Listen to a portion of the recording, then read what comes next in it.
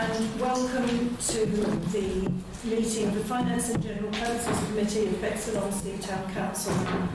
I am presently the chairman of the Finance and General Purposes Committee, and as such I have a few words I'd like to say before we go to the vote. So if you will just bear with me, this is something that I would have read if I'd have been here for the last full council meeting. I must apologise for being unavoidably absent for our annual general meeting. This does not detract from the great privilege I feel at being voted chair of our council and the First Lady Mayor of Bexhill-on-Sea Town Council. These sentiments are also echoed by Conor Winter, who I believe is one of the youngest deputy mayors in the UK. We are both committed to work hard and do our best to live up to this honour. Firstly, on behalf of Councillor Conor Winter and myself, I would like to extend our appreciation and thanks to Councillors Paul Plim and Claire Baldry for all of the good work they have done for Bexhill over the past 2 years as Mayor and Deputy Mayor of Bexhill. They will be a very hard act to follow. I am proud to come from a long line of Bexhill families and feel it an honour to represent them and the other lines of Bexhill families who make up the core of our community. I am greatly looking forward to working with the current Bexhill Town Councillors who represent sectors of our community, from our younger people, people with little ones and school-aged children, representatives from our business sector and many other walks of life. These councillors have made a commitment to combine their many skills and give their time as volunteers in order to make a good impact on our town and residents.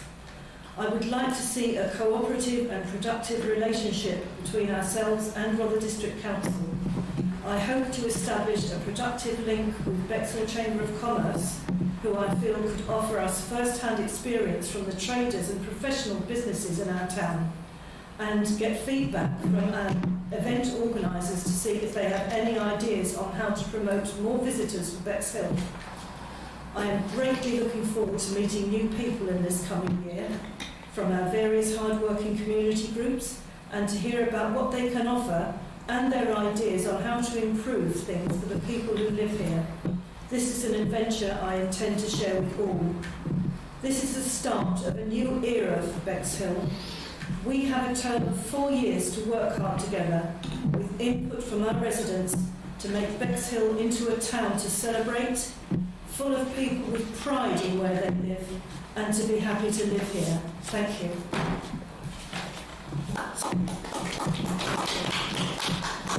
And now to go on to the agenda.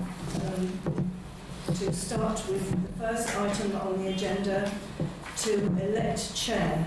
Now, are there any nominations for chair for this committee, please? Councillor Winter. I'd like to propose Councillor Wilson. Councillor Wilson. Have we a seconder? That's Councillor Crotty. And can we have a vote on this, please? That's unanimous. Well done, Councillor Paul Wilson. And also to elect a vice chair. Can I have a proposal, please? Councillor Ruston. I'd like to propose Councillor Clasby. Yes, and can I second that? Technically, Councillor Wilson needs to take the chair. Oh, sorry. He will then do the... Oh, right, sorry. I'll just give up my chair. Thank the Lord. Right, so I'll hand this over to Councillor Wilson. People forget all my hands. Yes, I'll propose for last election. Get out.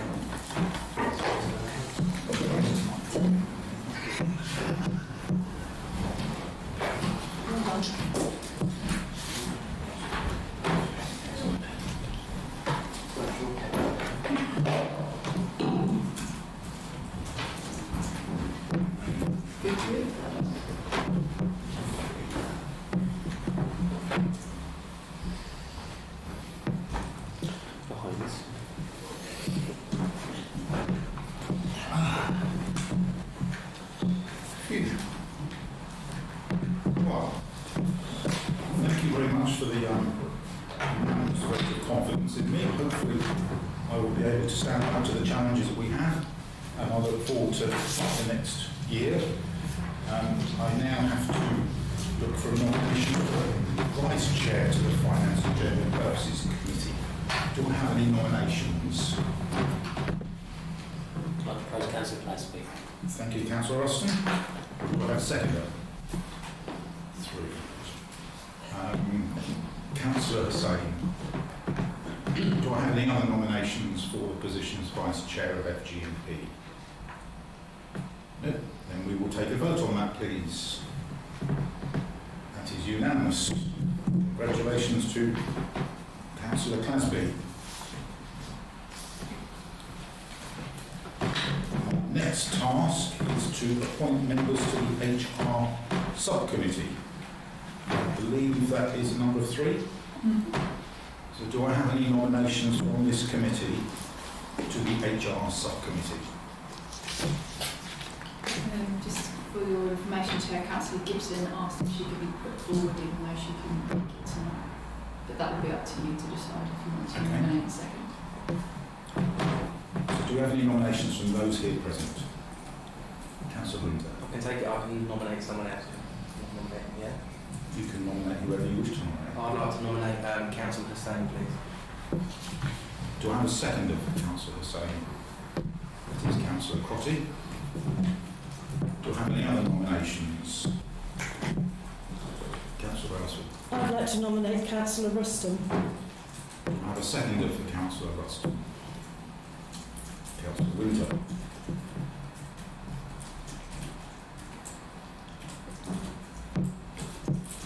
Do I have any other nominations? Councillor Hussain. I'd like to nominate Councillor Brailsford. Okay. Do I have any? Do I have a seconder for that? Okay. And 3 nominations. Do I have any other nominations? Do we have to just vote on all those 3 on block? You can vote on it. As we have no other nominations. Is it not 4? There are 4, yeah. I haven't had a nomination for Councillor Gibson in a seconder. I did ask for any other nominations. Second. Is there a nomination for Councillor Gibson? She's put herself forward. I haven't got the nomination. I'd like to nominate Councillor Gibson. Okay. Do I have a seconder for Councillor Gibson?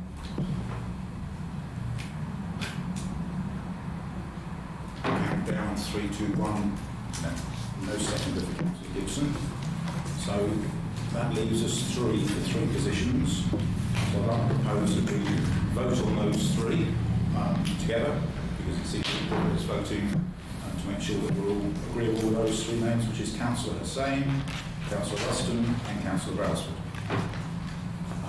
All those in favour of those 3 being HR subcommittee?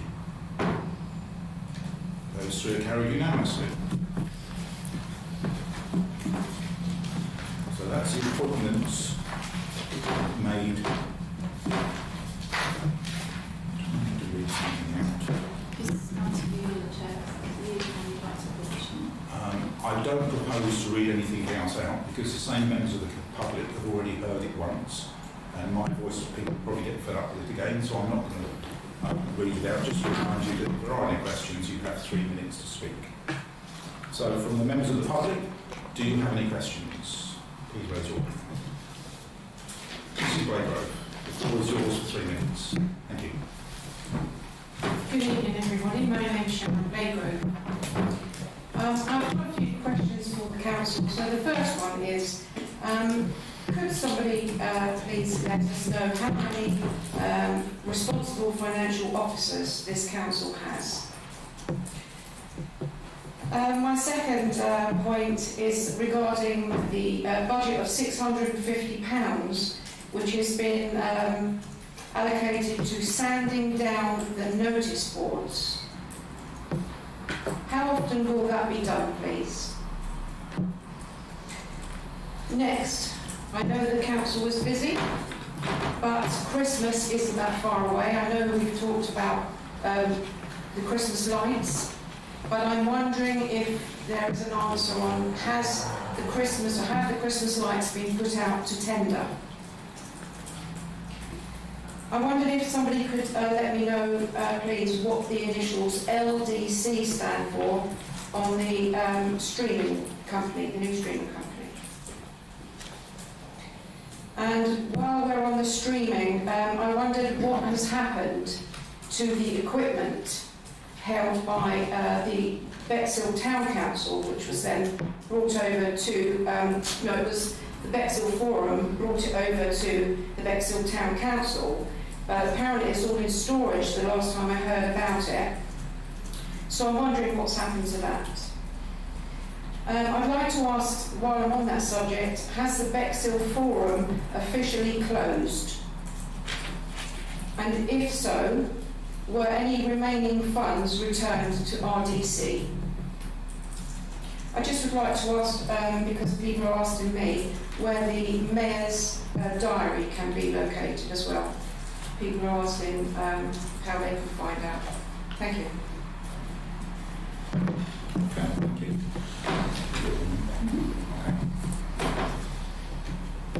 Item 5 on the agenda is to receive apologies for absence for tonight. GP, do we have any?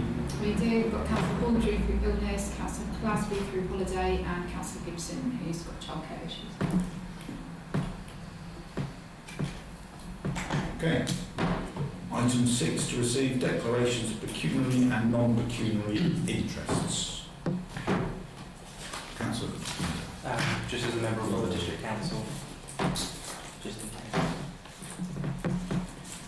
And from myself, just in case we talk about utility bills, I am a member of a pension fund from a utility company.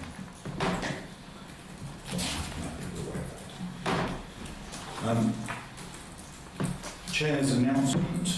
The previous chair had an opportunity to make any announcement. I don't have any to make, so we can move swiftly on. So minutes of the last meeting. That were distributed. And I'm sure you've all read them. So were there any observations, comments?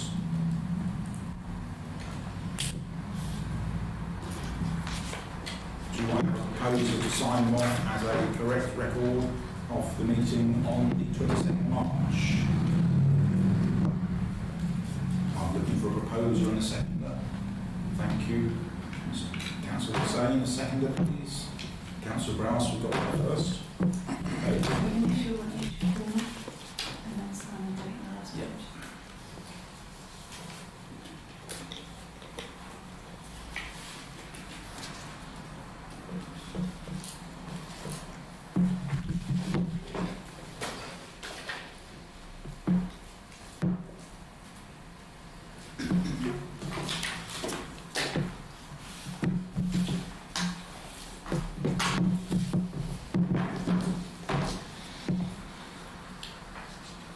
Bear with me, I'll just have a log back into the internet.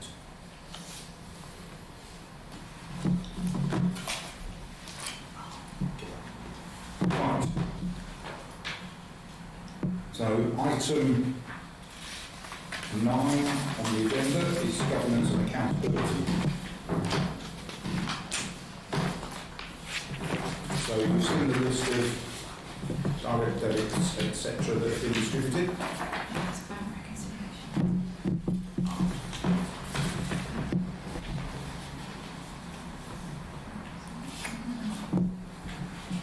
Consider budget changes. Oh, sorry. I'm sorry, I've not got drafts. Yeah, sorry. Do you want me to do that? No, do that first. Okay. So consider budget changes.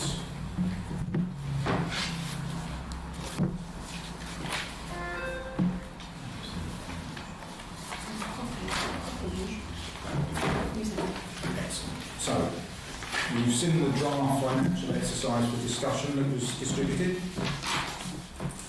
Some comments in the notes column. I would propose that we just go through and see if there's anything that anybody wishes to discuss. Some of them are fixed, clearly, like staffing costs. Some are flexible, and some are as they are right now. So and some are, we may want to do some changes, as I understand it. So, the staff costs are fixed, so that's unmovable. Staff mileage and costs, is that a reasonable figure to put in for the members of staff to move around, going places, and some event costs in there as well? In the overall budget, it doesn't seem a great deal to worry about to me.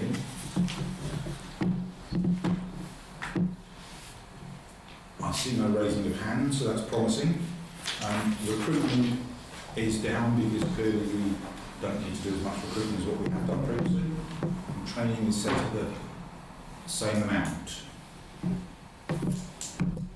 Councillor Crotty. Thank you, Chair. The training, is that just for the staff or the councillors?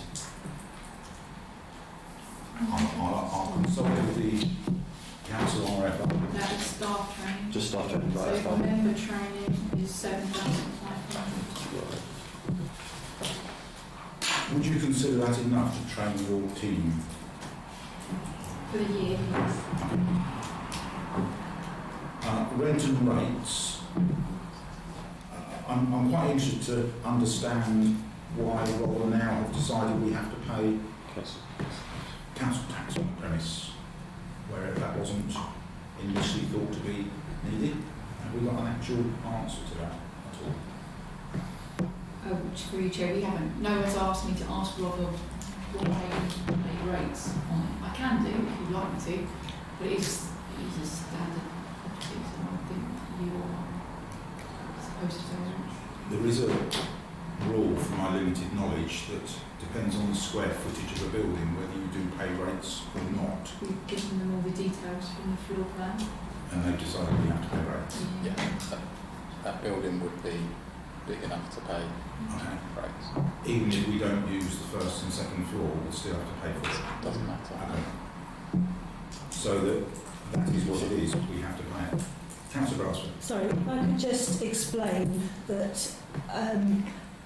at the time this draft financial exercise was drawn up, I was still chair of the Finance and General Purposes Committee, and I was looking at the figure for the budget for 23-24, and my first concern was that there was £16,000 allocated as rent for the shops, but no allocation had been made for the council tax or the business rates.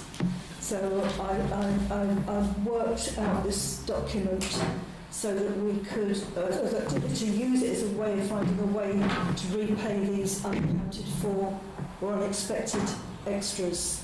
So this is, if we work through this document, you can see what my thought process were going, or how they were going. It's certainly a useful starting point, because there are quite a lot of new councillors involved here tonight, Yes. so it will introduce them to what the overall costs are. Well, sorry, if I could interrupt, the allocated costs for the shop or hub was 16,000, but obviously with another £9,000 business rates, that takes us to 24. Or is it 25? 20. 25. 25. Yeah. I'm not a financial genius, but yes, I mean, it bothered me because I couldn't see where we were going to get that extra money from. If we work our way through it, the answer will become clear. Okay. So, should we move on to the utilities piece? The clerk has sent out some quotes that we've had via NOUT's recognised user to get quotes, and there's clearly some differences between what we're currently paying with Opus. We're out of contract now, so that's standard tariff. Okay, so we can make a decision tonight as to who we choose to go to. So who would like to make some recommendations from what has been provided?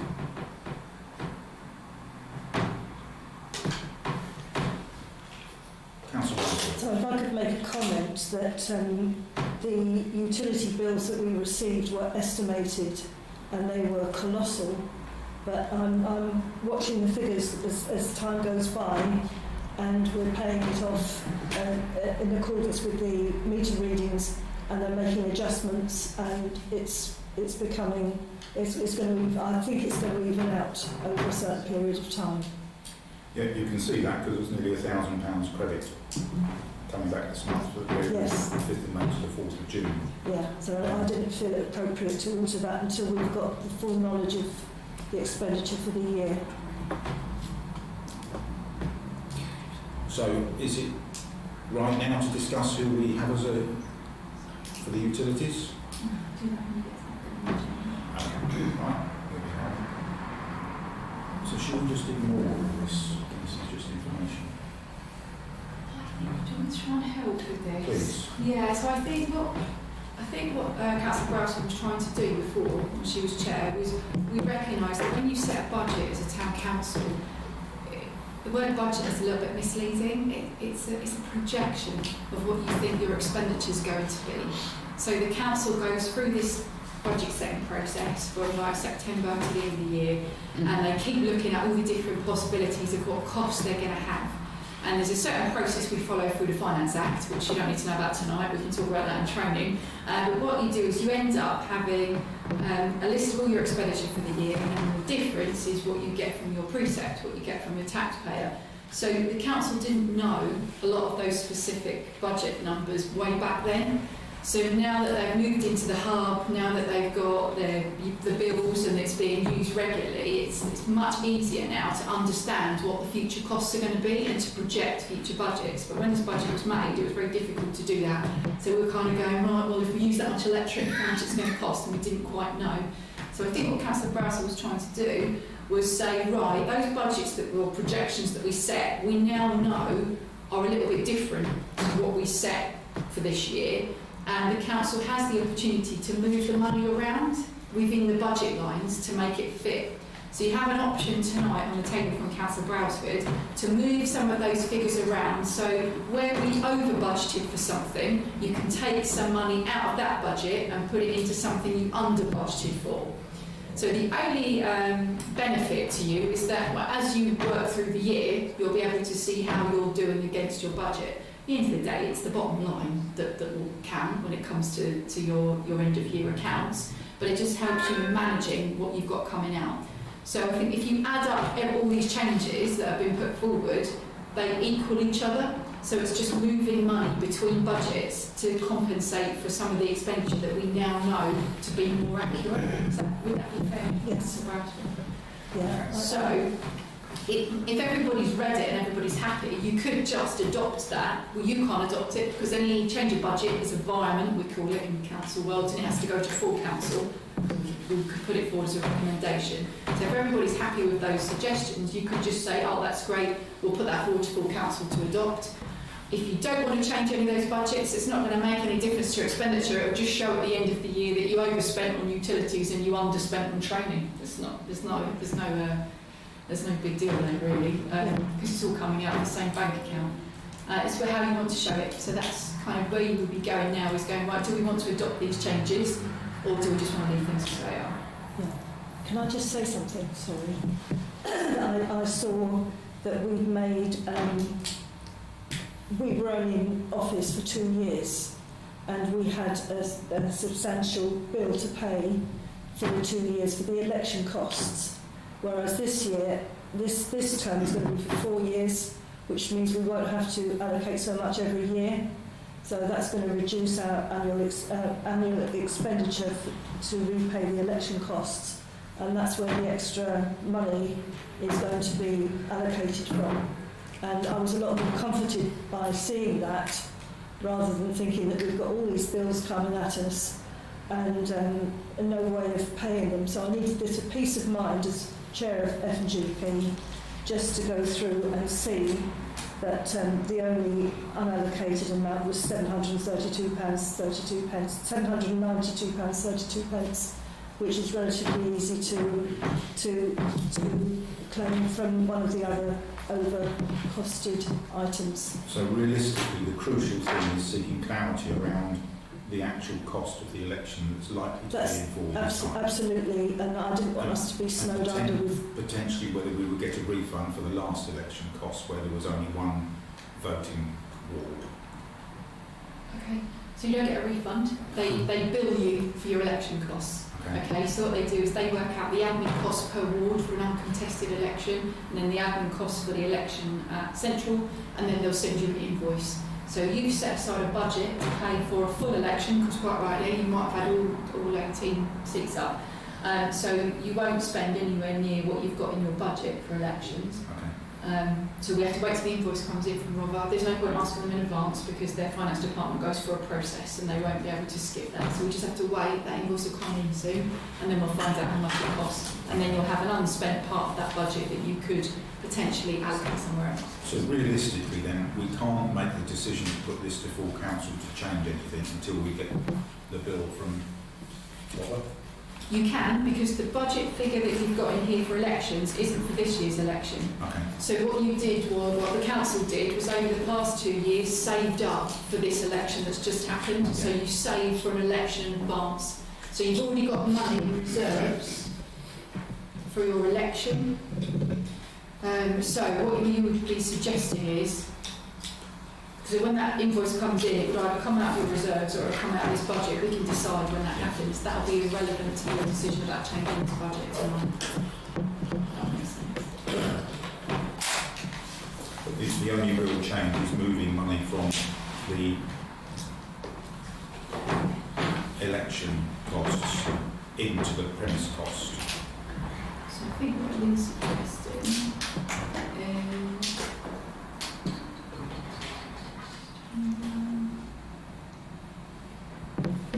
it's mainly election costs that have come out. Yeah, so it's moving 9,000 from election costs into premises costs. 8,000 in security, caretaking and cleaning, 9,000 into premises and rent and rates. Detention for election expenses, balance to be reallocated. Then you've got to stick £792.32 somewhere. So you could probably just put that in like a general reserve or something. And this has to go to full council? Any change of budget, a committee can't make that decision because it affects the whole council. So you can make a recommendation, so you would take this to full council and say the committee recommends that these changes happen. So I guess the question is, do I have anyone who's proposing that we take this to full council? Or... So I've got a question, Chair. Yes. The utilities, when I before I was councillor, I came here meeting and saying you're paying 2 lots of gas on that, and the town clerk or the councillors had said that that's because we haven't moved in yet and haven't got a meter reading. You're saying now that we're out of contract with that, and it looks like, from what the figures are for the total, you're looking at maybe possibly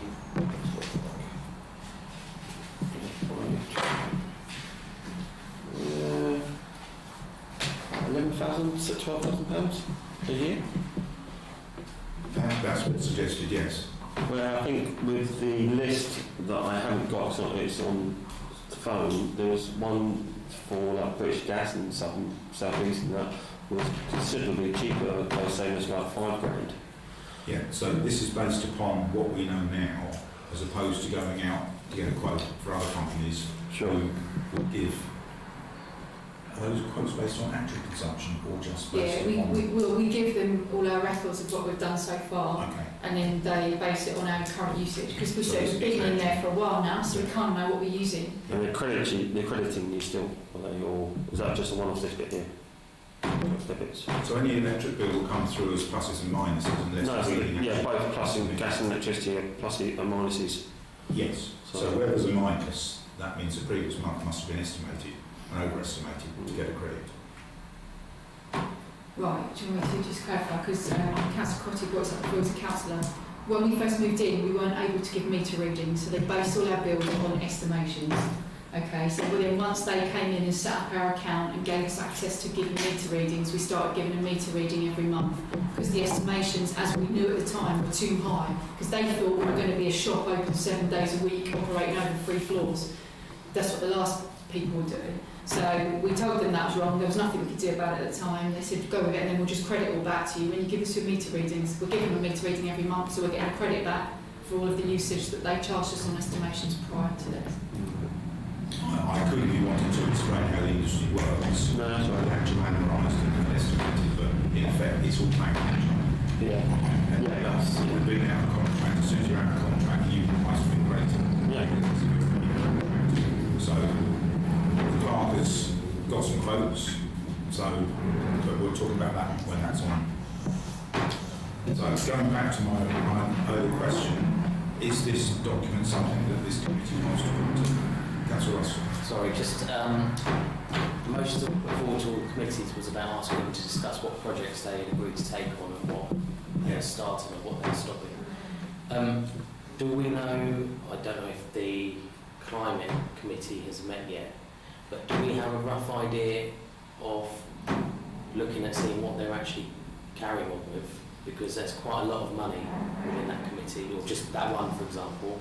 Does it need that much, and could it be put elsewhere, or are we flexible throughout the year to change that as we would? I don't believe the climate and nature committee have met yet, do No, a couple of weeks, yeah. Okay. they? Because they only meet every 2 months. So, and the April one was taken over by the North Eye special. So, it's a good question, but I don't think we can answer it here tonight because they're meeting. So are we saying that if we agreed this, that, I'm just picking on the climate committee, which is the example there, that if we agreed this tonight to take to full council and they approve, they get their budget of 19,000, that can't be changed, that can't be taken away from the committee. It's my understanding that we can go back to full council and change the budget at any time. Okay. But I think until climate and nature meet, and I'd like to think that they will carry out the motion that's been passed, was put forward by yourself, to review everything, and the number may well be different. It could be more. Then they'd have to come back to here and ask us more, and which would then go to full council. Yeah. So do you want this to go to full council, or do you want to just leave it as it is and have plus and minuses in the knowledge that the work that Councillor Brailsford has done shows that with moving stuff around, we're only 800 quid out?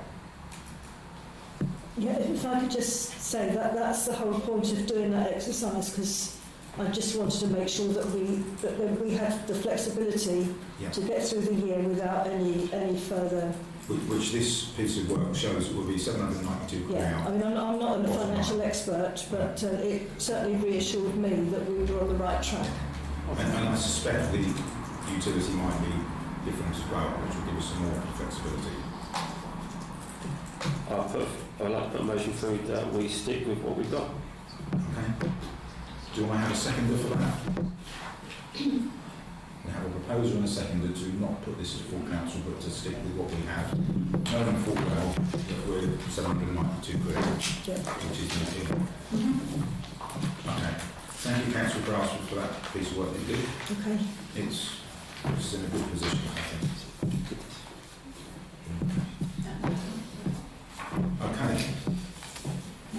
We move on to 9B, which is to receive and approve bank reconciliations as of the 30th of April. Shall I explain from Newcastle? Yes, please. Through you, Chair. So each month, the Finance and General Purposes Committee's role is to approve that all of the transactions that have taken place in the bank match what our finance package says that we should have spent and received. And the chair of the meeting signs that with the RFO, which is me. I've already circulated those because we've got 2 bank accounts. So during this meeting, the chair and the RFO sign, so we're just going to sign them. So what I do is I highlight it, so you can put it in some access account, Yeah. 30th of April, and it gives you the balance. So you're signing to say that those balances match. So Okay. the instant match. I'm on the signature one. Yeah. Instant access. Yeah, I think that's it.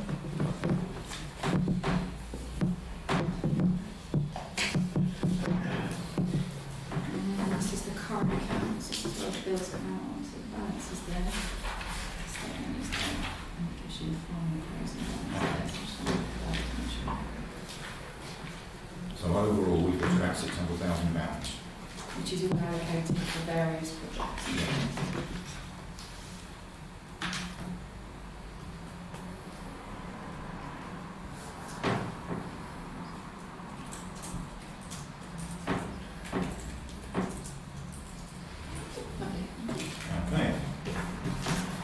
Bexhill-on-Sea, which have we realistically done to consider the budget position?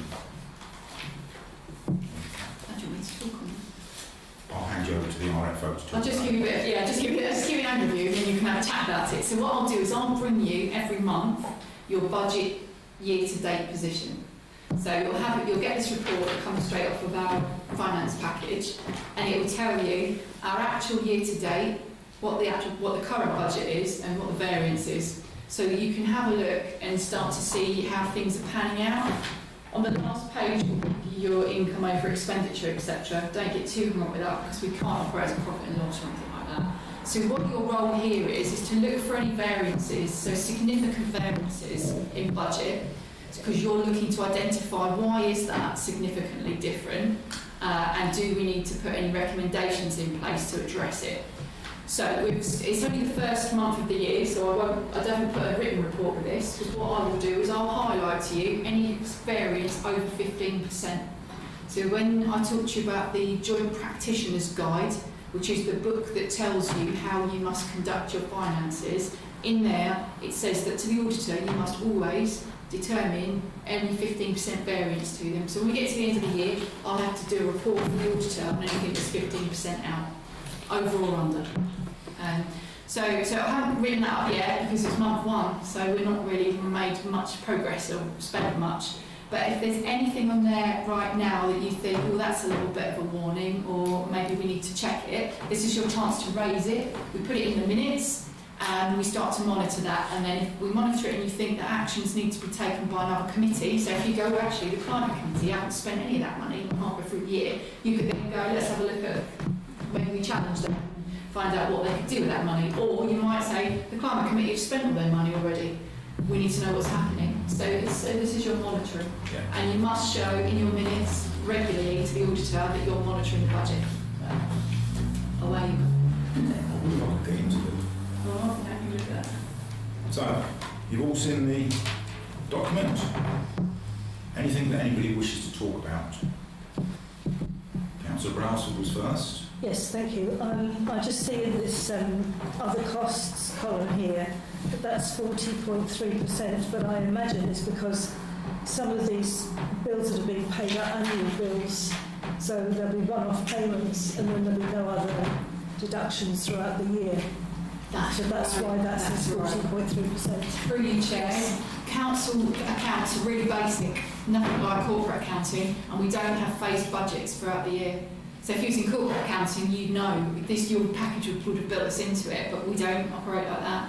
So we all get to know what those things are that are annual. When I start to produce your 15% reports, I'll put in there annual. So for example, insurance, you've already spent 86% of the budget, but that's a one-off annual payment, and so you're actually underspent. There's a few of those that you'll spot. The verge cutting, that always comes out in April. So you have a £19,000 budget, you've already spent it, but you won't spend any more out of that budget now. It's a one-off contract fee. So as we prepare the reports, I'll make sure that those notes are in there, and as time goes on, you'll get to know those things. So I guess the one that we need to be aware of is the grants and community support one. We have to keep quite an eye on that, don't we? Because we can't spend over 30,000 on that. Yeah. What date is this up to? End of April. End of April. So in the first month of technically 12, we've spent 15% of it. So if you were to divide it equally by 12, we've overspent in the first month. But there'll be probably August where there is no meeting, so it's something just to be aware of. There's nothing that stands out to me to be a concern, unless there's anything that somebody wishes to discuss or raise anything. Yes, Chair. Just wanted to clarify about this security, caretaking and cleaning. Yeah. Is this all for the hub? So who does the caretaking? Oh no, there isn't a caretaker. There isn't a caretaker. No, there isn't a caretaker. So that's a budget line. So if there's things we need to do for the hub, for example, like an alarm system. So if we've got to pay towards the alarm system, that part of the alarm system comes out of security, I think something else comes out of caretaking. So as you start to see these lists that we put on the minutes, we tell you which budget each expenditure is coming from, so you can see what's allocated in each of those items. As we get further through the year, what this committee can do is ask for more detailed reports on budget lines. So if we get halfway through the year and you think we've spent a lot on caretaking, you can ask me to bring back to the next meeting a run out of the report, of the software that will tell you all of the invoices that have been allocated to caretaking. But you will see everything that goes out in your minutes and agendas, so you'll see all those items as they go along. And the cleaning, did we get 3 quotes? Yes, And there's nothing local? that's what the council decided at the time. £750 seems quite a lot for a month, for a bill that's only open 3 days a week.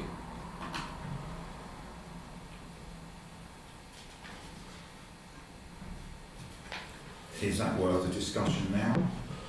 Can I put a motion through that we look at getting 3 quotes local-wise to see if they are cheaper to save something? You've just through you, Chair, you've entered into a 1-year contract. So this council tendered, looked at 3 different quotes and chose this quote for a 1-year contract. So you are tied into a 1-year contract now. The contract went out. I can get those details for you. Could we, after that 1 year, obviously now we've got a year, up to what date is that, the year contract? The contracts are on our website. Okay, that's fine.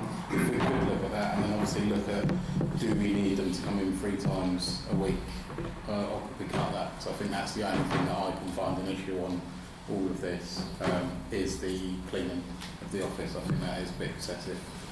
Okay. So, let's have a look at when the contract ends. Was there a specification for the quote? There was.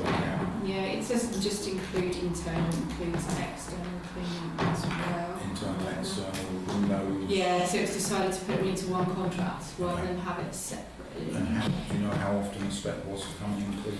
I haven't got it in front of Okay. me, but I can bring it back. Oh, mind you, what's that? I might be able to look at it now, but I am looking off the hood for it. Yeah, okay. So Let's not worry about it just that. makes it It's not a yearly contract, sorry. I'm just looking for Each it. party reserves the right to give notice. A monthly notice period will be accepted by either party to cease all works and will be adhered to. For a period, for one month's notice? Yes. So 2 hours, 5 days a week, premises and windows. Yeah. Sorry, how many hours? a week? 2 hours. 2 hours a week. That's all. 2 hours, 5 days a week. So 2 hours per day. So 40 hours a month. But why do, yeah, I mean, maybe It's quite intriguing why it's cleaned on a Monday and a Friday. yeah. That's what the council asked. I think it's because the council wanted to do surgeries and use the hub on weekends as well. But Then- they don't. then- So yeah, we need to stop that because first of all, we need to, so there is only a month, so we need to definitely look into that and stop. Okay. So and is there a motion that we go back to the cleaning company and renegotiate? yeah, I think so. Well, I think so. The motion I was going to put forward was to get 3 local quotes from cleaning companies, the same week thing inside and out, and bring it back to the meeting in July. That would be if we could get free. Yeah. Yeah, they were local. No. Because I think that airpost in Hastings, isn't it? Or Eastbourne. Yeah, they were significantly cheaper than the 2 Bexhill companies are quoting. So I think we will have to have a motion if we're going to do anything with this. So I'm looking for a proposal we want to do. Come on. So I just wanted to ask a question. Is it not possible to just get an individual cleaner who's working as a small business to come in and do this job rather than an established company? Would it be more economical that way? Potentially it could be. We are at a bit of a risk of, if we went to advertise for an individual to come in and clean it, the existing cleaning company are likely to find out about it and not be best pleased. So I suspect the right route would be, as we've entered into a contract, albeit it's a month's notice, we should go back to that company that we've employed and renegotiate and say, we now don't need it 5 days a week. And that would, you would assume, take 40% off the bill. Could I put a proposal forward that we do ask them to look into that, but maybe if we get one more quote, or do we have to get 3 quotes? We'll have to get 3 quotes, and we've had 3 quotes in the past year. If you're tendering for a new contract, you get 3 quotes, but you're renegotiating an existing contract here. The 2 other quotes with the Bexhill companies were, one was £20 a week more, and one was over £100 a week more. Just to give you they were significantly cheaper than the others. So we can, and it took us a long time to get anyone to actually quote us. Okay. I'm honest. So should we just go back and just say... Probably say go back and renegotiate. You're in for a year. Go back and renegotiate, and then we'll re-tender again before. So we have a re-tendering schedule. So before that comes to an end, this council can have a look at another 3 quotes and see what it wants to do. So is that what this committee thinks is acceptable, to just clean it on a Tuesday, Wednesday and a Thursday? The 3 open days? That's what I was going to ask, obviously, we can have to start 10 o'clock, but does it need to be done every single day? 5 days a week, no. No, even 3 days. Do you need it cleaned every day? Do footfall at the front. Depends what you want. Depends what you want, really. I think 2 times a week would be Maybe in the winter it probably needs it more. You know, people bringing in wet feet and dogs and stuff. Maybe in the summer not so much. We could run with less cleaning and see what it looks like. Let's suggest 2 days a week. Yeah. And if it needs a third, Then we can that'll have be a phone call away. Yeah. Is that reasonable? Yeah. Okay. Motion? Yeah, motion is to go forward, but also get the pricing of how much. Yeah. Well, yeah. It should be less. Yeah. So proposed by Councillor Crotty, seconded by Councillor. Okay. Is there anything else that is worth a discussion on this? Because We're going to have a vote on that, sorry. okay. Show of hands if you're all agreeable with that. Carried unanimously. Okay. To note the reserves position.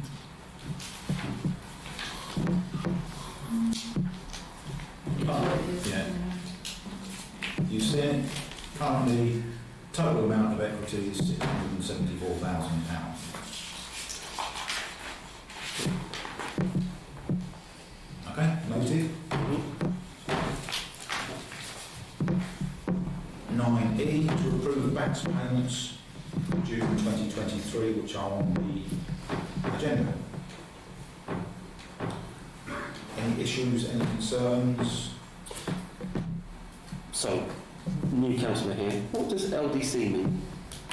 That was asked by a member of the public earlier. She's not here now, so I just No, want but I don't know what it is. It's the name of our streaming company. I'll go with you. I'll go with you. What the invoice can I break standing orders and get the streaming company just to answer it? is up to you. I'm breaking standing orders. Would you answer what LDC says? Liversedge Design. Sorry? Liversedge, my name, Yeah. Design Collective. Okay. Okay. Standing orders back in place.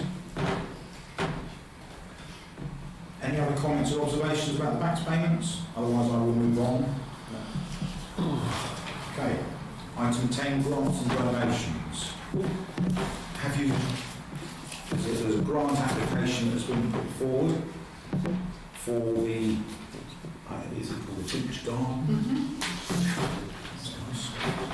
I believe they're after £1,000. It's been only funded through the organisation called Community Supporters. Any comments? Councillor Crosby. Yes, I think this is also from your, is it part of your group? I can't ask, but okay, it looks like from the planning application it's come from, so what it looks like was that, were they going to redo the disabled toilets? Or were they going to do something to the wall toilets? I looked at the application in detail, and there's a lot of work that is being done down there, and there's a lot of grants that have been applied for and obtained, and some still in process. Yep. I'm not sure whether the beach gardens had any other grants from the town council. I don't think so. So in the overall scheme of a sort of close on £100,000 project, £1,000 doesn't doesn't seem to be that much. No. I'm just saying that I'm sure that it's something looked like for the same toilets. I don't know if there was it was something just as a picture that was there. Or, There's multi-access onto the circular bits for disabled people, but there are Rother District Council toilets down there, and I don't think this includes. Can I ask? Some sort of hand up. Please do another question. No. Because if you'd give her... Yes. So I'm not sure that really comes into the request. No, well, I'm very much fine with it.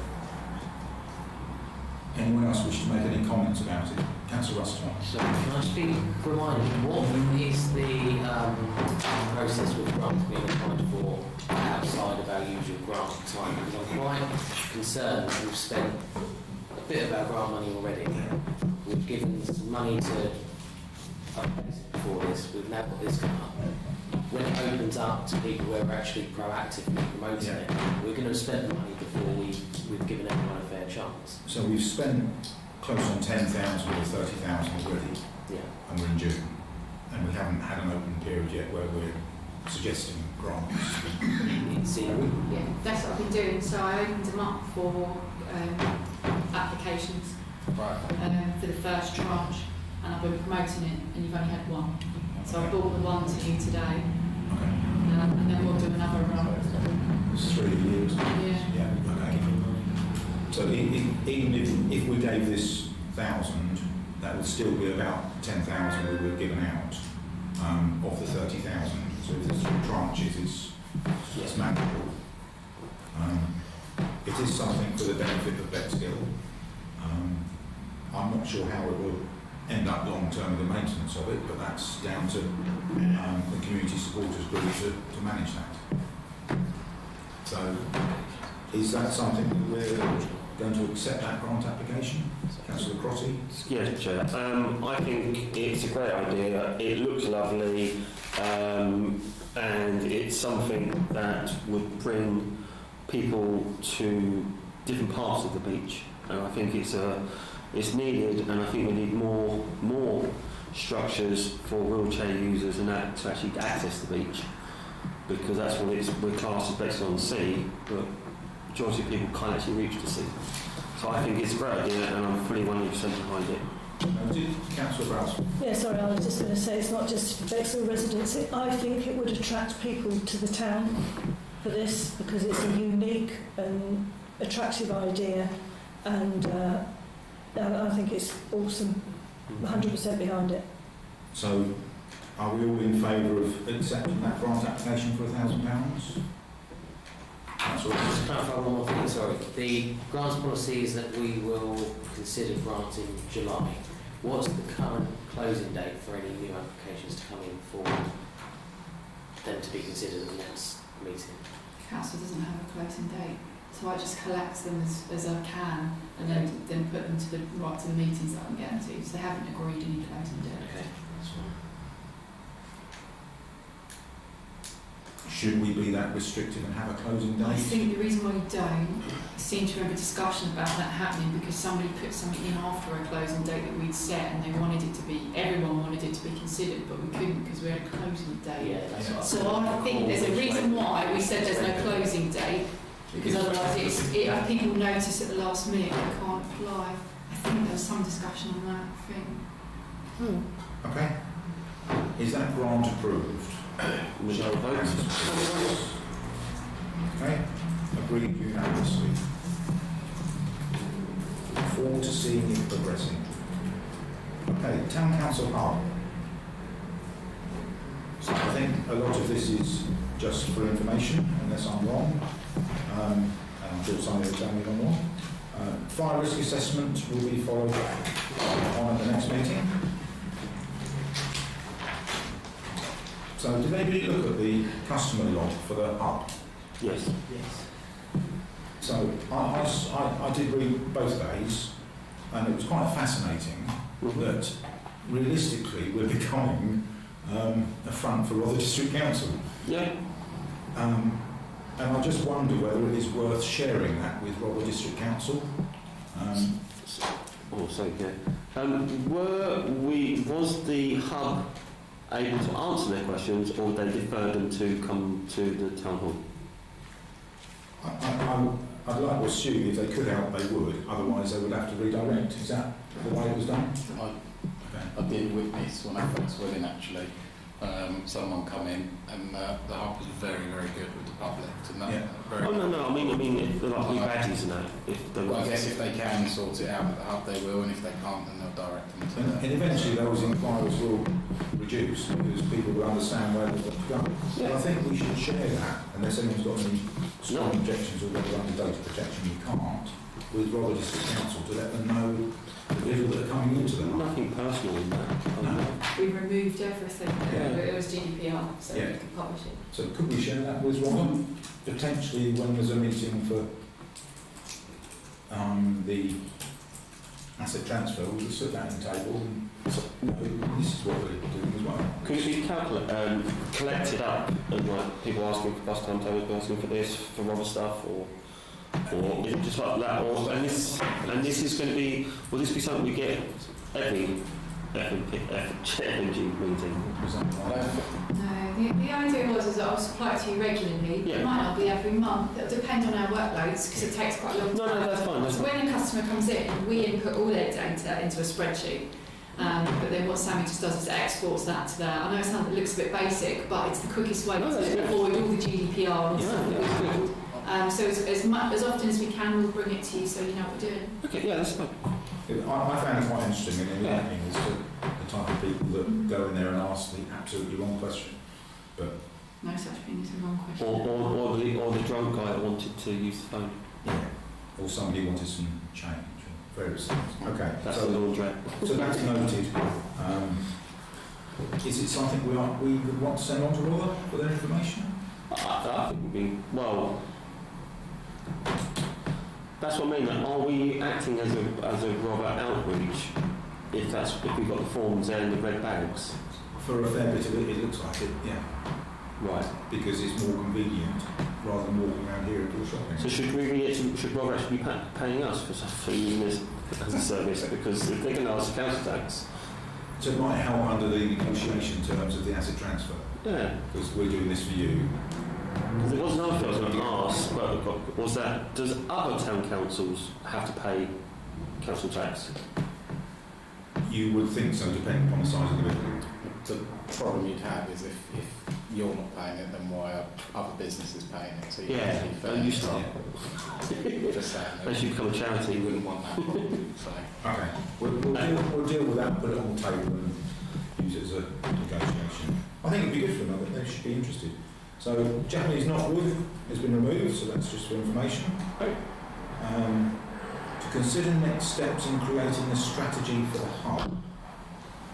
Is You this? help me with that? Yes, I would like to. The reason why I put this on as RFO is that I keep getting asked why isn't the rest of the building being used, but that's not, unfortunately, not my decision to make, that's yours.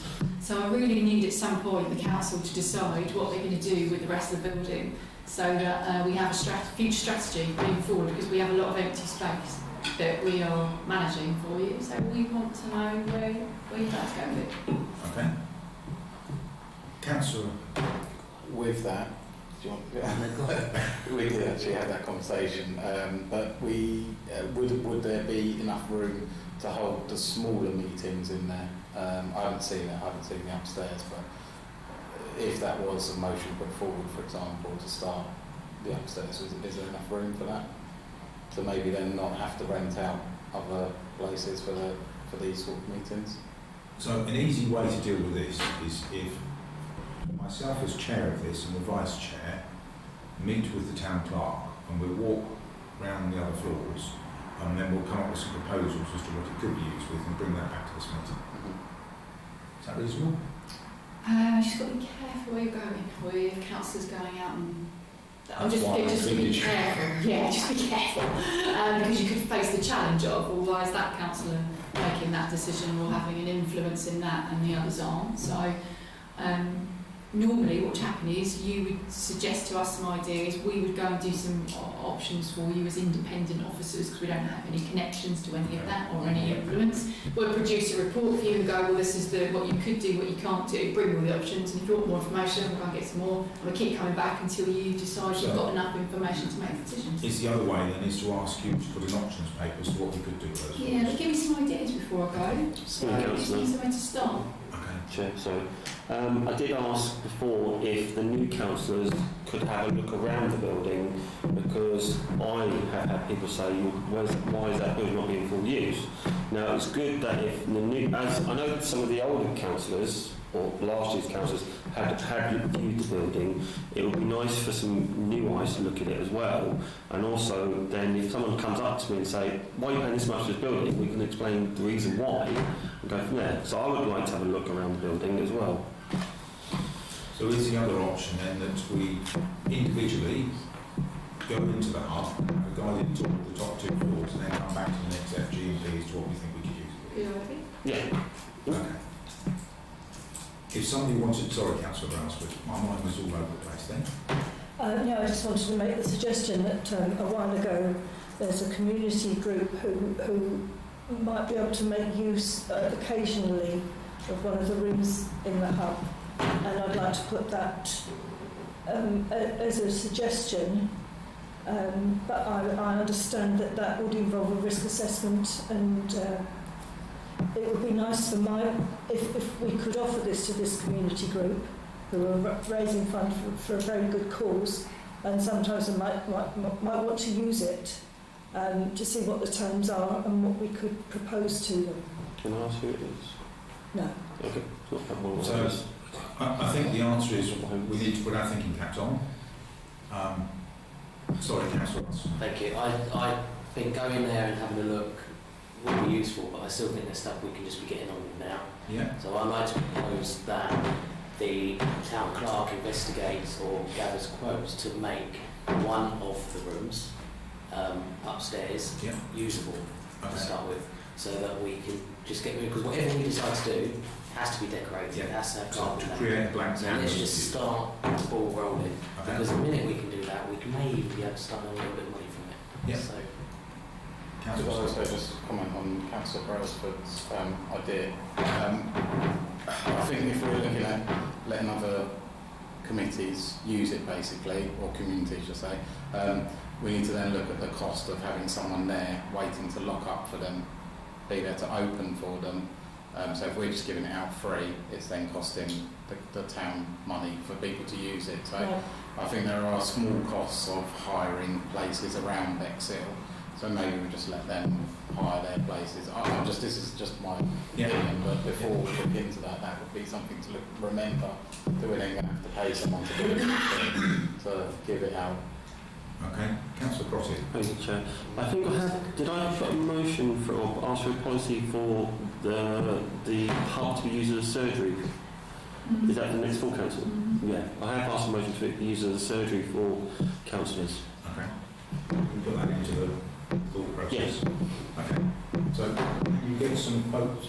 Sorry, a motion was put forward to get some quotes and create a blank canvas. Is there a seconder for that? Councillor Sands did that. We have to get the quotes, I suppose. No, so at this stage, right, so there's different stages of procurement, right? So at this point, this is an options paper. So this would be us exploring a rough cost to make an upstairs room usable for, say, meetings or something. So we'll go away, investigate the accessibility and what we need, because we don't think we need to do much, but it's the accessibility that's the problem. Yeah. But we look into that, we'll come back and say this is what the estimation, so it won't be like a full spec quote, it'll be like, you know, we've had a rough idea, we think it's this, what do you want to do? And if you go, yeah, let's do it, then we go to procurement, get free quotes, bring the quotes back, and you decide if we go ahead or not. And then we've got to find some money from reserves. Yeah, then you decide where your money comes from. So I'd be happy to use that smaller if we had the induction in, but obviously with some of the stuff out of the way, the boxes and shelving that was there, just stacking up, I think it was, can't remember actually the Zoom thing, and being moved around. For committee meetings, you can't fit 9 plus members. No. I'm thinking about surgeries, I mean, for people that can't go upstairs, it just can just go straight through. Okay, well, any any suggestions that you have, I would suggest you mail them to the clerk. Any wacky ideas? It doesn't have to be sort of ping pong. A what? Pig farm. Yeah. Table tennis table. Anything like that. Dark club. So, okay, you may get something else. Mm-hmm. All right. To approve the following procurement. Boiler servicing. Do we have to agree that? Yes, please, because we need to start. We don't have a plumber on call out. So if the boiler goes wrong, the council hasn't decided yet who we can use. So we need to get a boiler, plumber, electrician. For those emergency call-outs, our annual checks and all that sort of stuff. So it's nothing to worry about because we had the boiler service when we moved in and we've still got another 6 months on it. So if we get it in place now, it means that if anything happens in the future, we'll cover it. What heating is there in the building? Is it on 3 floors? Those ducts? Right. Okay, so I'm going to get 3 quotes for all I've 3. circulated 3 quotes. We've scored them and I'll tell you. Did everybody get them? Yes, I did. Yeah, okay, well if you're happy, we'll go ahead with those. Yeah. Does anybody have any issues over the If 3? you don't, we can go back out to tender again and do it again, we don't mind, it's up to you. Happy then. I don't see there's any point in going back out again because it's just creating more work when there will be give and take times in it. So whoever you recommended, They're all local, yeah, it's best we could get, okay. but again, it's really hard to get contractors in. Councillor Winter, sorry. I'm sure, I haven't got them in front of me, but I'm sure one of the recommendations was from an Eastbourne company. Could be wrong. Yeah, because they were cheapest.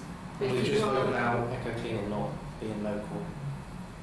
it's up to you. If you'd rather pay more and use someone locally, then you can. That's what this is all about. Yeah, that's what it's all about. So we give you all the quotes. We say that's the one, we put it through your procurement policy. So this council decided that we must score on the basis of certain weighted items. So we put that into the scoring. The Eastbourne chaps come out the best. But if you don't want to use that highest one and you want to use someone else, then that's what this committee needs to decide and resolve and then give a little business case and then we can use whoever you want us to. I personally don't have that much of an issue between Bexhill and Eastbourne. It's all local-ish.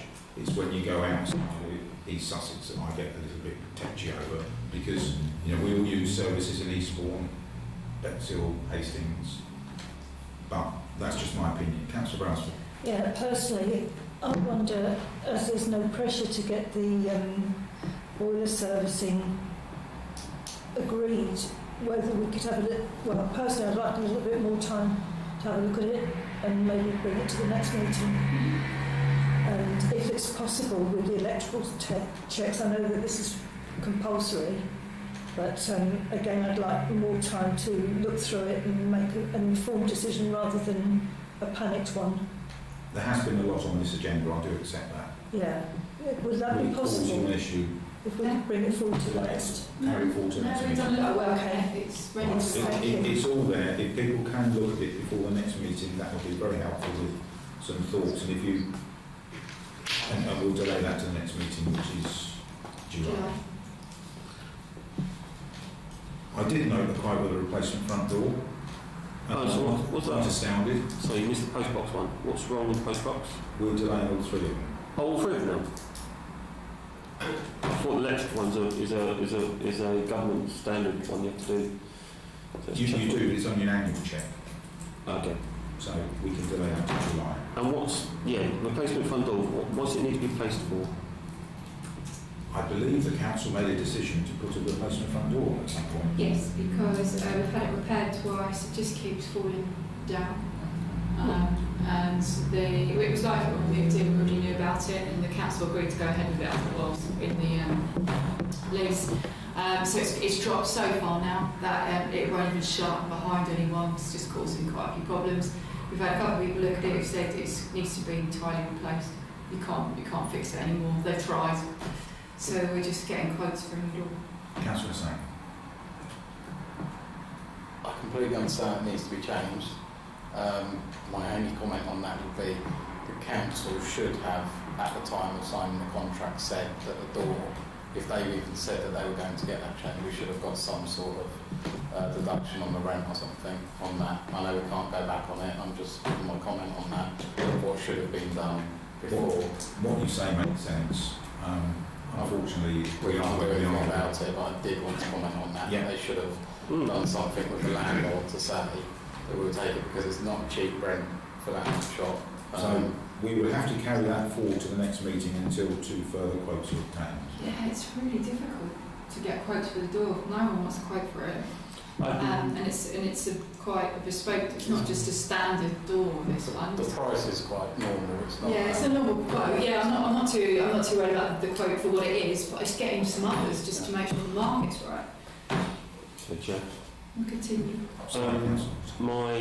my door I had to replace because the pin's rusted from top to bottom, and the same next door to me. So I can, if the clerk went by, I can always send my landlord the guy's name of the doors for us. Would that be helpful if you're struggling to get quotes? Yeah, sure. Okay. Thank you. Right, we will move on. Contracts. To consider the gas and electric suppliers. So I have to declare a pecuniary interest because I am financially impacted by a company within the electricity industry. So does that mean I have to step out? So I need to now appoint somebody to take the chair of this, The vice chair. and the vice chair isn't here, so I need somebody to volunteer to chair this one item, then I will be back. Any Do you nomination? want me to? This will save you actually.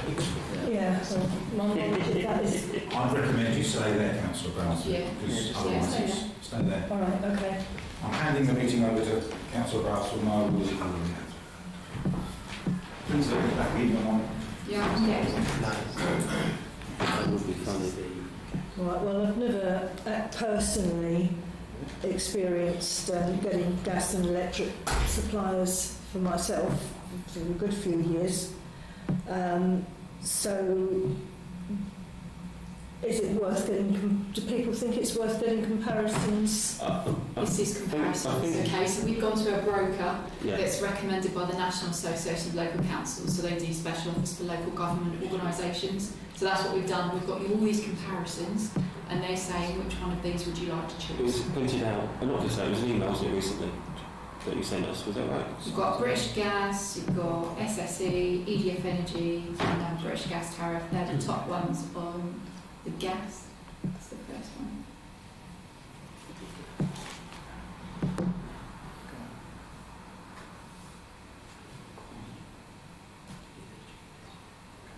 So I'm sorry, but I must have missed that email.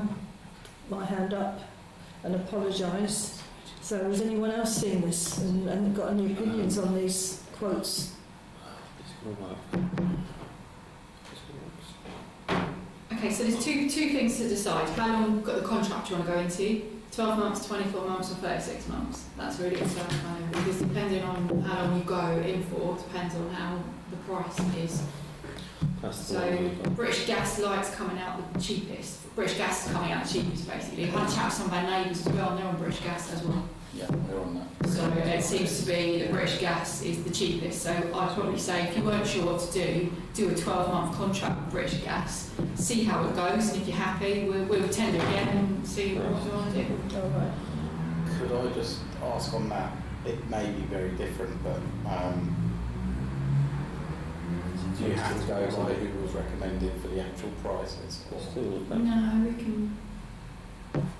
So is the British Gas Light, is it fixed in for 36 months? You can choose. It's 12, 24 or 36. Yeah, but is it fixed in the price? Or will that change as well?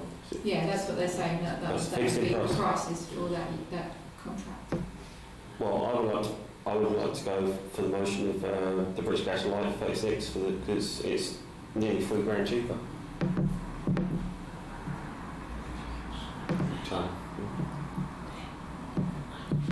Sorry, Councillor Ruston.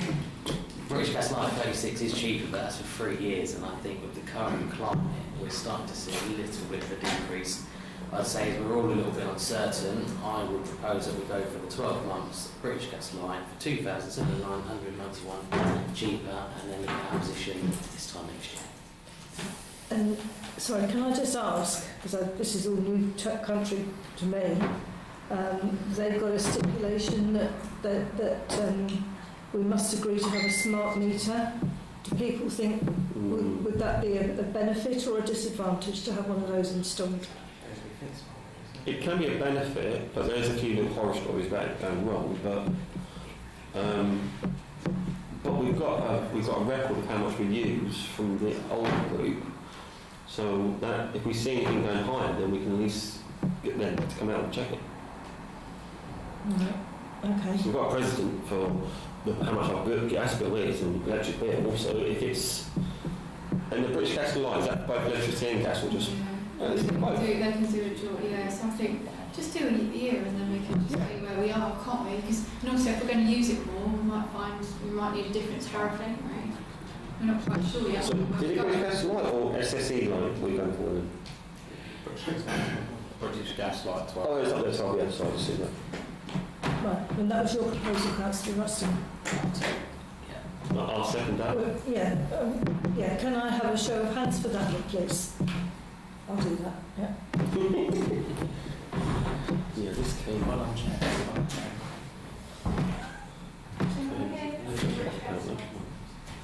British Gas. well, it came quite Huh? That's just about today, that email. That's why I've been up to my That's why I got these ones.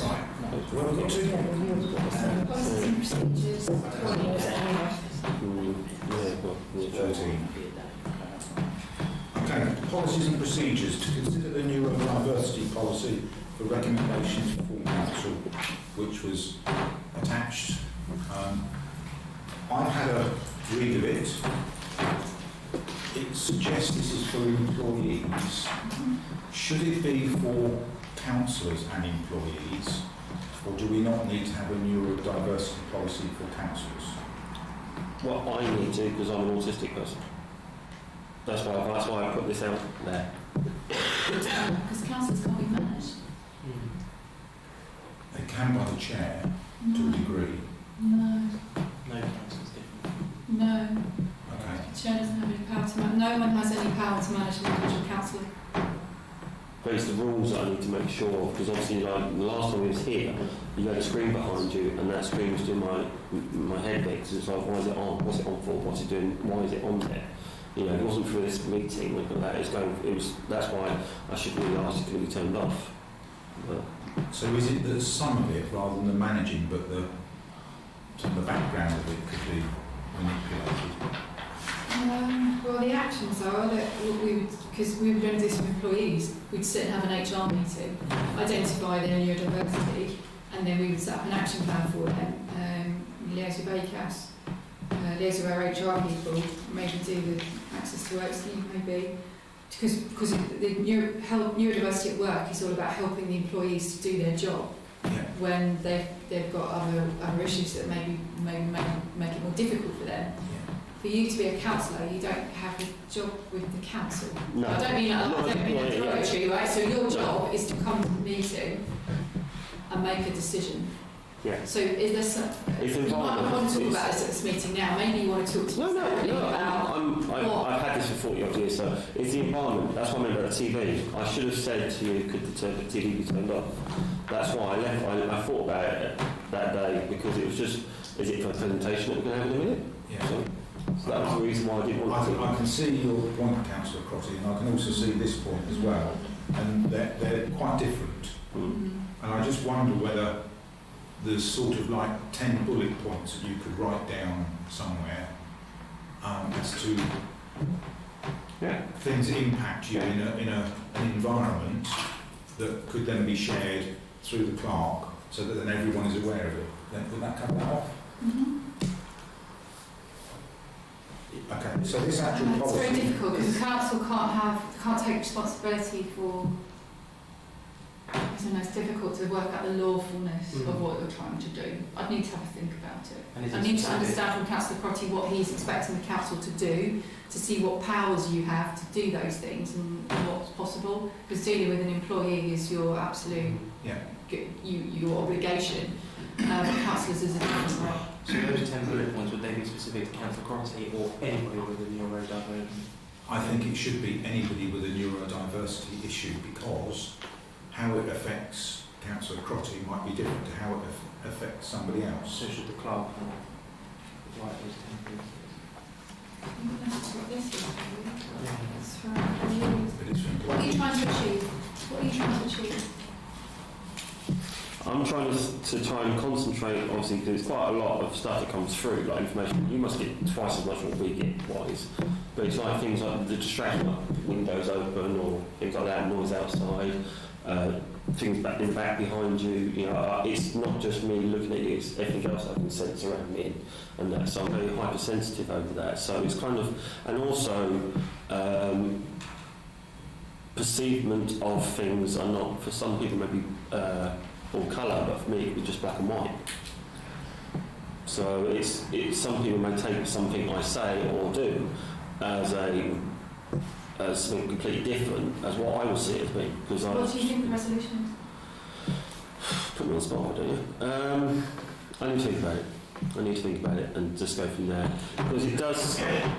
It's good to have a policy in place, but it also needs to be a bit more personalised, I think, because this is quite. But I need it so people can say, to you know, oh, Andrew's great. He's a bit funny, and you say, you know, it's just difficult because, like I say, I've always stated if you had an arm missing, you can then over-adapt and you come to terms with it. Because it's in your head, it's different. So some days it'll be good, some days it'll be bad. So that's the kind of thing. Because the TV's not there, that's another thing I can go on that TV. But I think for me it's going to be, I need to look into it and just think what it is. Like background is a good one for me. So I think there's two sides to this. This is for the employee one, which we're looking to consider tonight as a recommendation to full council. And I think it sounds like Councillor Crotty's going to go away and do some more work on it. If there's other councillors that have similar neurodiversity issues but maybe aren't quite so open about it, I don't think anyone should be backward in coming forward to the town clerk if there's anything that they feel should be appropriate to be added in, just so people are aware.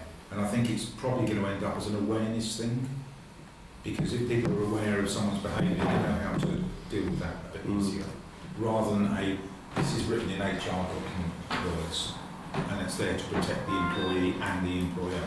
So, and it's very different. Yeah, so just be aware of what you're talking about and how you're talking about people. We already have an equality and diversity policy which covers all of this. So you may find that that policy covers what you're looking for, Councillor Crotty, because that says that the council will, you know, treat everybody the same, will give equity to people that haven't got the same opportunities. So we already have a policy in place that says the corporate body will treat everybody fairly. Which I think is what you're doing. You're saying, right, I need equity because I can't have the same, I don't see it in the same way as you do. There is a policy in place for that already. So maybe have a look at the current policy to see if actually that addresses what you're looking for. Have a look at that and have a look at something called SEND, S-E-N-D, who've just put a petition to Parliament today. Thank you. And then come back to the clerk. Okay, so going back to the neurodiversity document that's been produced, are we going to recommend that be put to full council? Or actually, should it go to the HR subcommittee first, as it's to do with employees? No, they don't have any powers for process. Any recommendation? Otherwise it will fall in. My recommendation would be to put this forward to full council with an appendix to myself, really. What you said about here about me personalising it a little bit more, so people can to understand a little bit more about it. So it's difficult, we're talking about this one document Yeah. going to the full council. Anything to do outside of this would have to be done separately. This is, yeah. Sorry, I'd like personally to have a look, a review of this equality and diversity policy, because it may cover and be more comprehensive to Councillor Crotty's situation, rather than adopt another one which is really hard going for me to understand. And as it's referring to mostly to employees, I don't think it's relevant to what the requirement is. So I think the motion was to go and create a neurodiversity policy, which is what this is. Mm-hmm. So, and the agenda item is to consider this, to recommend it to full council. Yeah, I'd like to. Well, I'm the HR manager for the council, and if you have employees that are suffering and have this, and you don't adopt this policy, I think that you would be leaving yourself entirely open to claims from my team if they feel that you're not supporting them with any particular issues that they have. So I think it'd be a really good idea to put that forward to full council for the employees' sake, if nothing else. Yes, absolutely. And we can talk about councillors' support. Yes, sorry, I got the wrong end of the stick there. I agree, but I need a proposal. Propose in your Councillor Ruston and Councillor Crotty. Show of hands to agree that. Carried unanimously. Go to full Thank council. you. That will be appreciated. 13B, to discuss what the outgoing town council can do to make it easier. Well, I think we don't need to talk about that, because the outgoing town council aren't here. So we can't talk to them because they're not. So, moving on. Community infrastructure levy, to receive any updates. The last committee asked me to leave this on the agenda every month just to tell you what money's come in and no money's come in so far. So may I ask a question as chair of FGMP? Why doesn't FGMP have control of C? Because the full council decided that the Climate Nature and Environment Committee would take that responsibility. I do find that a little strange. Do we propose that we ask you? Or change Hand it. it over? How do we change that? Because if it's finance, surely if it's to do with money, it should come through the finance and general purposes, not community, nature and environment. I know they're the only committee that have a budget to spend money, but that doesn't give them the right to look after the seal, does it? No. So could I ask the clerk to help me understand how we Yeah, do so it's the full council that decides in terms of recommend all the committees. So you would put forward a recommendation as this committee that you want the full council to change the responsibility of allocating seal money from the Climate, Nature and Environment Committee to the Finance Committee. Would anybody like to propose that as a motion? I'll propose it. Councillor Hussain, I'll second it. Councillor Crotty.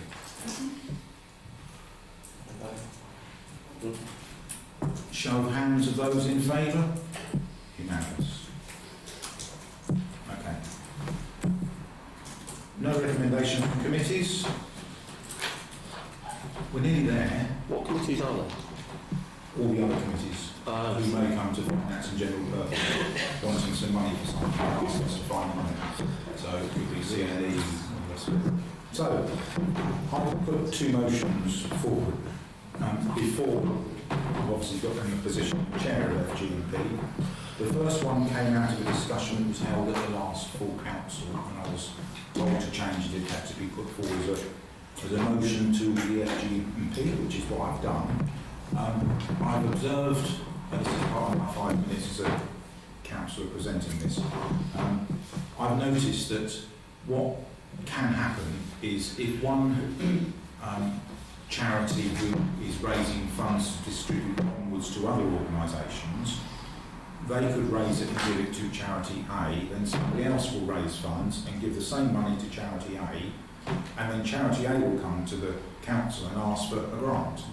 So that charity A, who could well be a very, and probably is, a very significant part of Bexhill to have lots of people giving them money, but we don't know that we're giving money, as an example, to Bexhill 100 or the Carnival, who could then give it to the same people who have asked us for money. So the only way to give visibility of that is to put an extra box on the grant application form to say, if you're applying for money for onward distribution, which charities are you going to give that money to? Does that make sense? So that's my motion to this meeting. Councillor Wood. I agree, but You will be about. always a but. Speaking, basically, right, I think some groups who apply for funds might not, they know that they want to give it to a charity, or 50% of what they raise to a charity, but they don't know which charity yet. So are you asking them to name the charity, or just say, we're going to give it split between two charities, one charity?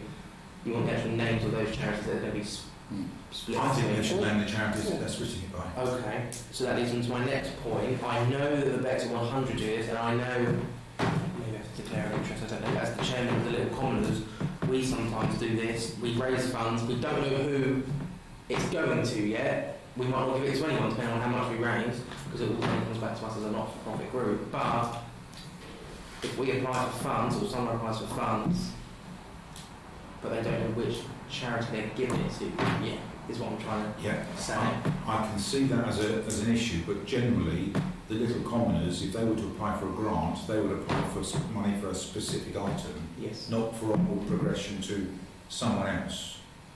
Whereas the Carnival and Bexhill-on-Sea have applied for money historically for onward transgression onto someone else. Okay.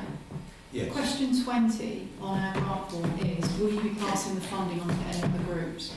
So the money we've given, we already asked them, are you going to pass any of this money onto another group? And they said no. Well, So, Carnival. no, because the Carnival is saying in their little breakdown, out of our £5,000, we're going to spend £1,000 on the gazebo, they're giving you an itinerary, and then what you do is you ask them for invoices to prove what they've spent it on. So, where I'm just trying to understand technically, how do you measure that? Because what they're asking you for is a breakdown, technically, of that £5,000 and what it's going to be spent on. Nowhere in that grant application does it say that £5,000 is being given to anyone else. If you're saying the surplus from their event, where does it go? I don't know whether that's any of our business. I don't know. That's for you to decide. But you know where I'm coming from. How are you going to measure Okay. that? Councillor Austin. Very similar to that. It's a little bit of a grey area because, as you say, if Carnival paying, as for an example, costs X amount of thousand, we're giving them 5. It's not huge in comparison to what they're spending, but just because the money that they've raised after that has gone on doesn't mean to say that our £5,000 has gone to them. So I think if we need to review it on each individual application at the time, whether or not we decide as the committee that's approving that, whether we need to go on and ask further questions to clarify what the money's going on or not. I don't think we can have a blanket approach. Okay. Councillor Saint, you were first. So I understand that.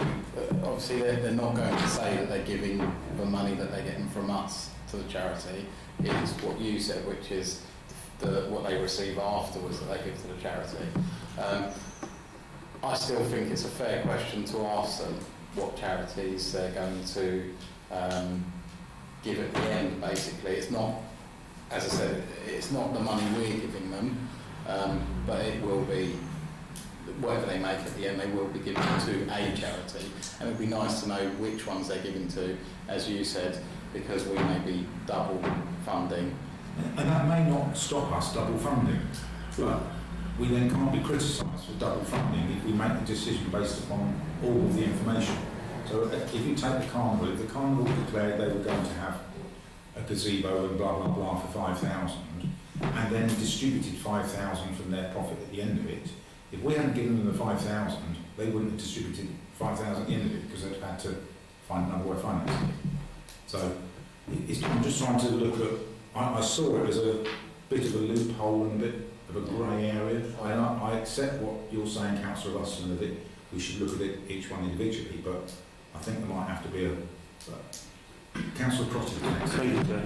I just think, instead of going into this, I think it's perfectly ideal to say will you just put down that what charities you're looking at donating to, so that we don't double bubble somebody if another charity comes? And that's what I think. This is perfectly clear that we don't need. All it just says, what charities are you looking at donating to? Yeah. That's it. Okay, Councillor Grasp. Yeah, I'd just like to say that as an event organiser, if you can't get the correct funding to put that event on to the best of your ability, that event won't take place. No. So if you're asking for a specific sum for a specific item, and then you will reimburse or justify every penny that's been spent back to the benefactor, i.e. Bexhill Council. Bexhill Council should be pleased to have been able to finance that event so that it has taken place and people can go and enjoy it, and the fact that they made an adequate profit.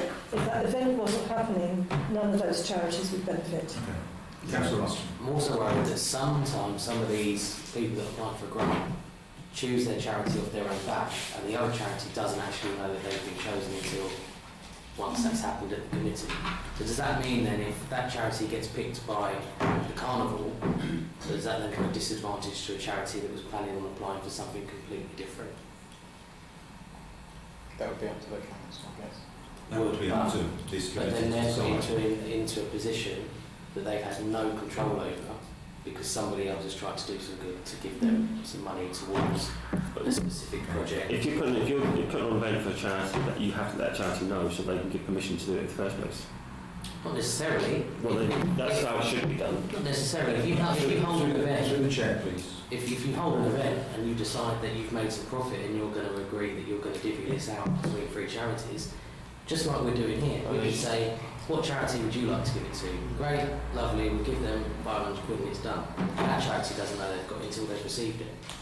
So I'm worried about putting them into a position that they don't want to be put in a disadvantage because of it. Okay. Final Yeah. Councillor. Sorry, I'd just like to reinforce as an event organiser that if you haven't got the grant to finance what you need to put on the event wouldn't take place.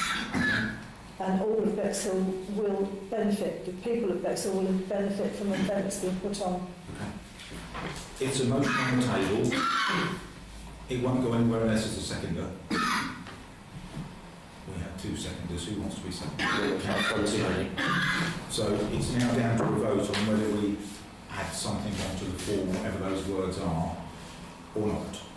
So those in favour of changing the form, 2. Those against, 3. So the motion is failed. My second motion, which I put forward before I was in this position, is for members of the Finance and General Purposes Committee to bring to committee, which will now be the next meeting probably, unless you've already thought about it, they could create other income streams for Bexhill Town Council to create income as opposed to precept income due to the current cost of living crisis. So I won't take all the 5 minutes on this, but last week I spent a good couple of hours looking at 4 local councils in this area, and some do create income themselves from some of the few assets that they have. It does concern me that all of the income, bar, or virtually all of the income, comes from our taxpayers, our residents, and should we, driven by the Finance and General Purposes, be looking at other ways? And it sort of started with 11D by creating a strategy for the hub. That could create some income. But there's other things that we could do that could create some income. But it might well end up costing more to do than what it would create in income, i.e. the cost of the time spent for the town clerk and her team. So I've just put it out there as a motion, just to create a discussion over what we could or couldn't do. So do you have any suggestions, or when you see looking on the council? So the one that I did see was that town councils, one specifically, rents out space on their notice board. £8 a week for an A4 sheet of paper. And if you scale that up, we've got 8 or 9 notice boards. So I think they charge £7.90 a week for an A4 sheet. Do the maths, 400 quid a month, £5 grand a year. So it's an income that's not to be sniffed at, but I'm not sure whether that will cost any time because notice boards are updated monthly? No, every other week. Every other week. So somebody from Julie's team is going to the notice board anyway, so because you couldn't give anybody access to the notice boards because they could do anything to it. So that's just one example that could do something relatively small. If there were businesses out there that were interested, you could do something along, because charities can use it for varying things anyway, but for businesses, the more people that look at notice boards will see those businesses and may become interested in it. That's one that I observed. I'm not going to tell you the other four because otherwise it's all coming from me. It gives me an idea what you go at, that's what I meant. So the only assets we've got as a town council at the moment is bunting. You could rent bunting out. Notice boards. Wasn't that funny, Councillor Goss? Bunting, notice boards and allotments. They're the only assets that we have. The rest, we have the hard, but that isn't really an asset because we're leasing it, so there may be some restrictions on that. So it's just to try and encourage people to think about potentially, because if you can, in effect, if we raise income, we'd have more money to do other things with benefit Bexhill. So it's worth just picking a town somewhere in the UK and going and looking at their, I just looked at 4 locally, because there may be some connections that we might be able to get involved with, contact them, see how they do it, blah, blah, blah. So that was just one example. So I suspect that the motion may fail, not preempting any discussions or any voting, but just trying to sort of encourage people to think about how we can create income.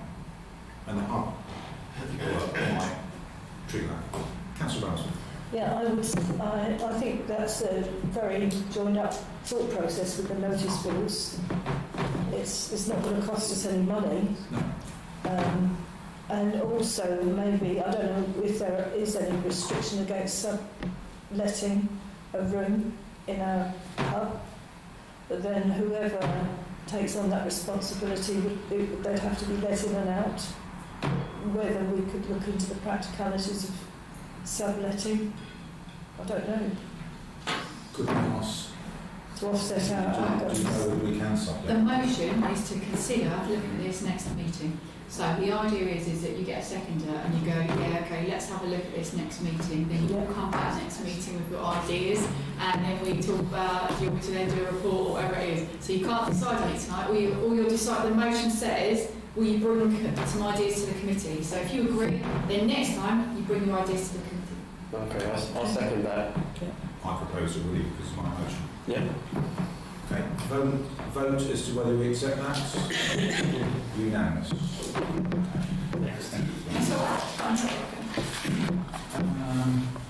Correspondence and matters for information.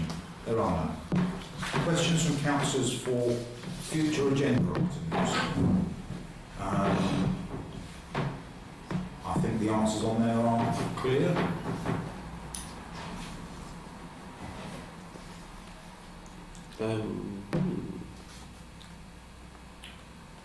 So 18B, to receive questions from councillors on any future agenda items. Does anyone have any questions on future agenda items? No. There's a time scale, isn't there, as to when people can put For motions? motions, it'll be 17th of July for the next meeting. Okay. Thank you.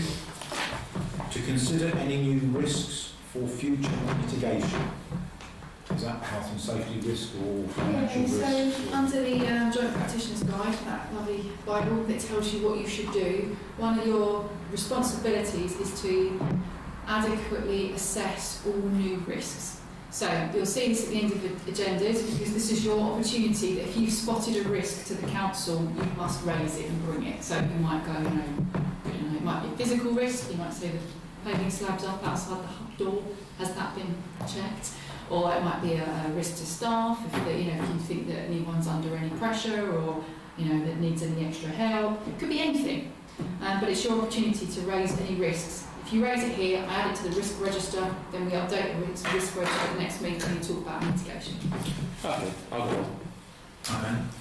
I was messaged to say why didn't I attend the amble through the town? And I said I didn't think I had to be there. Can you be specific? No to Northeye. We got invited to a amble through the town, but it was actually a protest march, simple as that.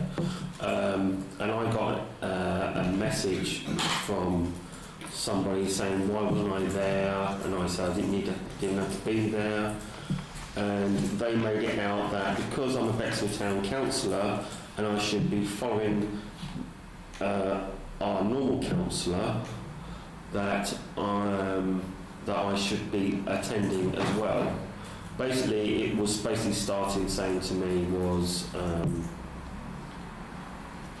nice to see you supporting your fellow councillor on our No to Northeye Facebook page. You weren't on the march. And I put, why should I be? And I said, why are you singling me out?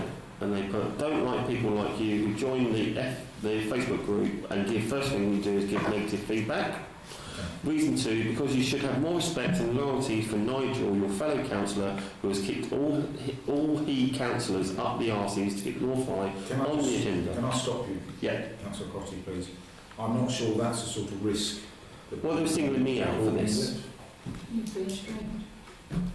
That isn't a risk that we would look at. Well, they were singling me out on this, and then the councillors, and they're making out that the Bexhill Town Council is for No to Northeye. Can Councillor Crotty finish the message, please? I'd like to finish that message. Am I allowed to do that? I'm not sure it's appropriate to this agenda item. Well, it is. It is, because it seems to me that they were picking me out because of this. And it said, because you should have more respect for loyalty for Nigel, your fellow councillor, who has kicked all the councillors up their arses to get Northeye on the agenda. No one else did that, not even a useless twit, Connor Winter. Then I would tell you honestly that I'll be leaving your group, goodbye, and they put, you're banned anyway. Oh, by the way, Connor Winter has done far more than Councillor Jacqueline and will be making a formal complaint to our town clerk. Thank you, Andrew. I think we've got the gist of the sentiment. For me, it was the fact that this person, whoever deranged they were, was making out that Bexhill Town Council was in partnership with No to Northeye Group, which isn't the case. It's No to the Northeye prison being used for migrants, and that's what I wanted to make clear to this, whoever this person was, that we don't support a group that goes up marching and shouting through bullhorns that see what happens in France, this is what's going to happen over here. That's hate speech, and I'm not standing for that at all. Okay, your comments are noted. Thank you. I'm not sure whether that sits in any risk, but I will consult with the clerk afterwards to see whether it needs to go on the risk register. It was just the fact that, it was just they think that we should be privileged that we're on the Northeye, we're not. All right, thank you. Any other risks that people wish to raise? Otherwise, I'll move on to item 19. I may need some help with this one. Overview of the internal control. Let me explain. The reason why that's on there, it's a bit like the project list we're looking at. This committee said that they'd like to be reminded at all times what their responsibilities are throughout the year. So this list will stay on the agenda month in, month out. It won't change because these are your legal obligations, the things that you need to do. So it will just remind you what's coming up. So you'll know when to start thinking about certain things. Right. Yeah, it's just really useful. Okay. Right, thank you. So that ends the meeting as far as the public being able to remain in the room, because under pursuant section 1 open brackets 2 closed brackets of the Public Bodies Administration Admission to Meetings Act 1960, because of the confidential nature of the business to be transacted, the public and press may be asked to leave the meeting during consideration of this next item, which is item 20. So all members of the public need to very nicely leave the room, please.